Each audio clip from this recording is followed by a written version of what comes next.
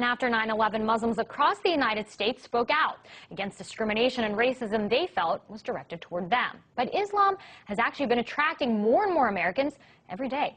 RT's Priya Sridhar went to a mosque just outside of Washington, D.C. and found out why so many Americans have converted to their religion. Listen. It's the call to prayer, and it's answered by more than 1 billion Muslims all over the world, including Caitlin Billings, a 22-year-old American who was raised Christian. I converted last year, the 1st of Ramadan. My mother, she was afraid that I was going to marry someone who would beat me. She was crying a lot. She thought that I was betraying her by changing my religion to something that she didn't know about.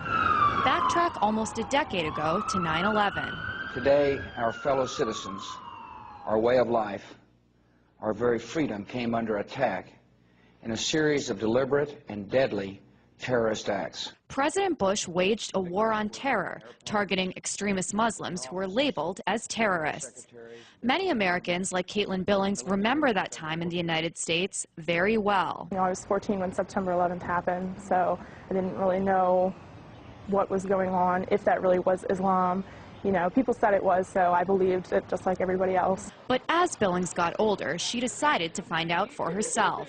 And her investigation led her to the Mustafa Center, a mosque just outside of Washington, D.C. that has become a haven for many Americans like Billings who have found Allah. A new poll found that almost 40% of Americans believe that Muslims should carry identification cards. Despite that, 20,000 Americans every year decide to convert to Islam. These converts say they don't regret their decision at all. It's a choice that they must think about every day. Around the world since 9/11, Muslims have battled bans of their religious clothing, profiling in airports, and discrimination in their everyday lives. People that I knew since I was very small think that I've changed personalities because of this. They don't see past the scarf. They just see the fact that I've changed. After joining a class to learn more about Islam, Carl Dodge also decided to become a Muslim. One of the big jokes that I've always made is before I actually sat down in the class and opened my Quran, everything I knew about Islam I had learned from CNN, And a lot of people are like that. So, and there were some negative reactions. And when it comes to the mainstream media, the depiction of converts can be somewhat extreme. That Pakistani officials have arrested Adam Gaddan. This is the American-born spokesman for Al-Qaeda. Fox is working. First, there was John Walker Lind, the Californian who converted, joined the Taliban, and ended up fighting with them in Afghanistan. And then more recently, it was Jihad Jain, the blonde-haired, blue-eyed convert who allegedly recruited people to wage violent jihad. And for many American Muslims like Dodge and Billings, the portrayal of converts is disturbing. It does upset me a little bit because there's a lot of preconceptions people have, and until I actually took the time to open a Quran and see what was written, that was my only impression of Islam, is what I had seen on TV. And in the United States, they say a culture of Islamophobia just doesn't make sense. It's a right to practice your religion. That's what this country was founded on. Not only, is it supposed to be that way here, this country was founded on those principles. That's, people that started this country were fleeing religious persecution. I just had somebody ask me the other day, so are you against America now? And it's like, okay, I'm a U.S. veteran as well. I served in the U.S. Navy. And so I do believe in this country. I volunteered to defend this country. I volunteered to, stand up for what the Constitution says. No matter what unfolds around her, Billings says she's proud to be a Muslim. If no one in the world wants to talk to me and be my friend, I still don't regret it. I am completely happy right now. Happier than I've ever been in my entire life. A happiness that might not make sense to those around her.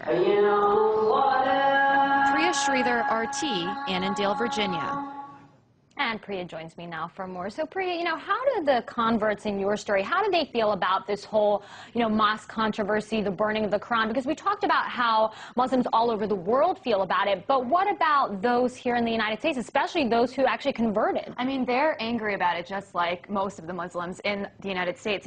For them, converting to this religion, they had to change their lifestyles a lot. They pray 5 times a day, as you saw in my story. They wear headscarves. So for them, because of all these transitions, they have grown into a community where most of their friends and their family members, a lot of them have married Muslims as well. So, they're more sympathetic, and they feel that, most of these actions, the people who are against the mosque near Ground Zero, or the pastor who was planning to burn those Qurans on 9/11, are speaking because they're misinformed, which is another kind of topic that I mentioned in my story as well. That's right. I mean, a lot of them had said, look, I saw one thing in the media, but I wanted to find out for myself, so I picked up a Quran. I want you to just elaborate a little bit more on that. Well, Dina, I think an important thing to remember is that, although this country is supposed to be a melting pot and it's supposed to be very diverse, that only happens in certain cities and different regions of the country.